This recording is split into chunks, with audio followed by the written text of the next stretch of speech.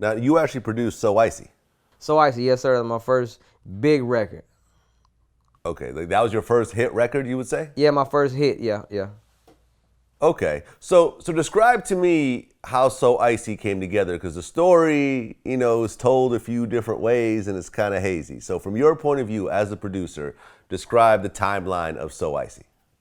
It was simple, man. Gucci Man was the guy that I was working with every day.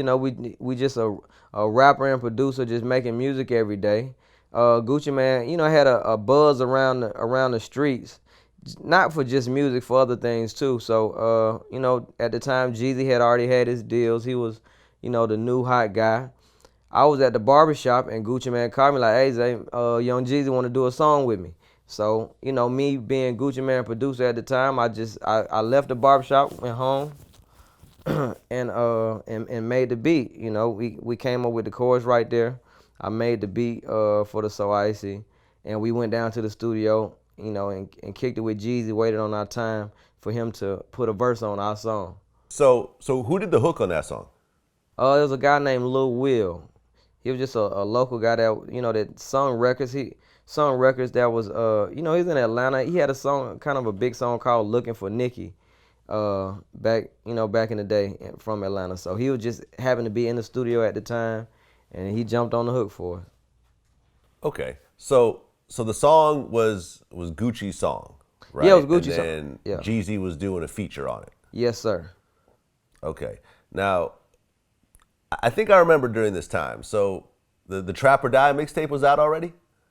No, the Travel Die mixtape didn't come out yet. So to just kind of put it in perspective, Jeezy was getting real hot, but he had no hit records.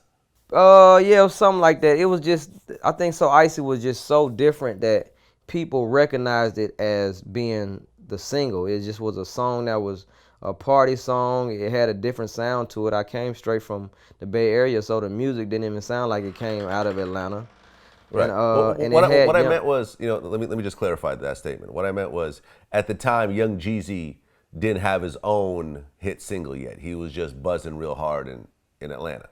Yeah, it was something like it was. I guess you could say that. Yeah. I mean, well, he didn't have national singles and stuff like Yeah, he that. didn't This really have a was, national single. He just had a lot of records that was working real good in the streets. yeah. Yeah, no, I remember that time. And I remember, there was anticipation of Trap or Die, and the Trap or Yeah. Die mixtape came out, and it was crazy. And I remember all that. Okay, so Gucci did the song, Jeezy jumped on it. So Jeezy knew he was doing the song before he even had the beat or whatever. It was just he just wanted to work with Gucci. Exactly. Yeah. Okay, so they put the song together like in the same day. Yeah, we did the same. We actually, when I left the barbershop, me and Gucci met at my mom's house. I made the beat. We had the chorus and everything in mind. So we went down to the studio. We had our plan together already. But once we played the song and played the beat, Jeezy actually was, he didn't really care for that idea that much, so he wanted to do something else. But then we end up sticking with our original idea was So Icy, and then so that's the one he did, and it became a hit. Okay, were you guys surprised that the So Icy did as well as it did, or did you know that it was going to be kind of big? Me not having a big record before, I had no idea. We just having fun. We enjoying doing what we doing. We know it sound good, and and we happy to have a song, with with Young Jeezy at the time because he was the hottest thing going. So I didn't know it was gonna become big as it did. The song comes out, it becomes an Atlanta hit, and it starts to kind of become kind of an underground national hit. Like, it wasn't a huge radio single, but people were fucking with the song. Yeah. Like, I was definitely hearing the song at clubs, and you know what I'm saying, like Yeah. mixtapes and everything else like that. Yeah. So at what point did Gucci and Jeezy have the falling out? Because they both have a hit single together for the first time in their lives. Like, what happened? That I'm not really sure, man. I'm not really sure. Maybe it's the ownership of the song or not being able to share the song equally. Maybe became the problem. Yeah, I mean, I remember I actually interviewed Jeezy right around, like a little after that, and I asked him. I said I had heard that you had wanted So Icy for yourself, for your own album, and he denied it, but Yeah, I that's don't what think someone in that position is going to do that. I mean, so I don't really know the true story about what happened. When I asked him, he said, "Nah, man, I'm icy," and he pulled out his little snowman piece. Yeah. You know what I mean? Yeah, I don't think personally he ever wanted the song.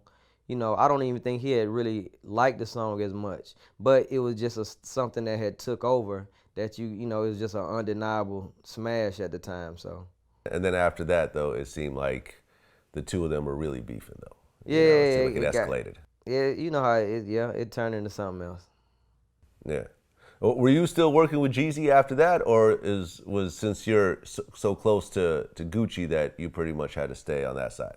Oh yeah, I was just pretty much working with Gucci, man. Jeezy really didn't do too much music after then at the time. Cause that was really that was my first time meeting him. I met Jeezy with Gucci, and and we did the record together. Jeezy had his really Shawty Red was doing a lot of his production, so he had his own thing going. And I don't know if he was even caring to really rap on my music like that. He just did a song with us. It blew up, and it was what it was. Yeah, and Jeezy's always had kind of his own type of sound also, Yeah, he had his own which I thing. think he's kept with the whole time. The whole time, yeah. Yeah, absolutely. Now, so you and Gucci are super close. Yeah. Okay. Do you talk to him in prison? Yeah, I talk to him all the time. We just put out the Trap House 5, which I did all the records on. So we talk, every couple of days. Okay. Like, how's he doing in prison right now? Oh, you doing good. If you were talking to him, you'd think he's, down the street, really. He's always in good spirits, man. So, yeah, he's doing real good. Okay. Like, do you know when he's supposed to get out? He's supposed to get out, I think, the beginning of next year. He's saying it could possibly be the end of this year. So I just know he's excited to get out. He's very excited. Why do you think everyone's so terrified of Gucci? It's just I think his aura, and then how big he is at the same time. He's a guy that's a real street guy for real. So he don't like to be played with. You can't talk to him any kind of way. So, and he's shown and proven that he's one of those guys not to mess with. So I think that's what everybody's scared of. He's not just the guy that's rapping about it. It's like he shows, like, I'm the guy that I'm rapping about. Yeah, I mean, I think after the whole shooting incident, I think people stopped doubting Gucci. Yeah. Have the two of you ever had an argument or a falling out or anything? Not a real argument. If it's anything, it's what should the second verse go, first, or should the chorus come in at this bar? That's like the biggest arguments we done had. Okay, so you guys never actually really gotten into it or anything else like that. Nah. I mean, why do you think you guys have such a good relationship and chemistry? It's hard to say. I mean, we have a real musical chemistry and a musical relationship, and it's always really been that. We work with each other all the time. He might come to my house, I might go to the studio with him, and I think just for the simple fact is more music based than anything that we don't have much to argue about.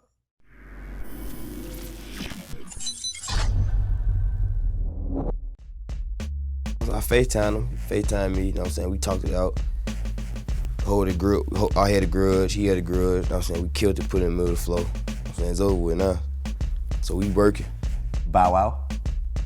Do I have to go through this? I'm gonna plead the fifth. See, here's what happens. You have to understand, this is like player failure. Player failure is when you call out people and then other people get afraid you might call them out.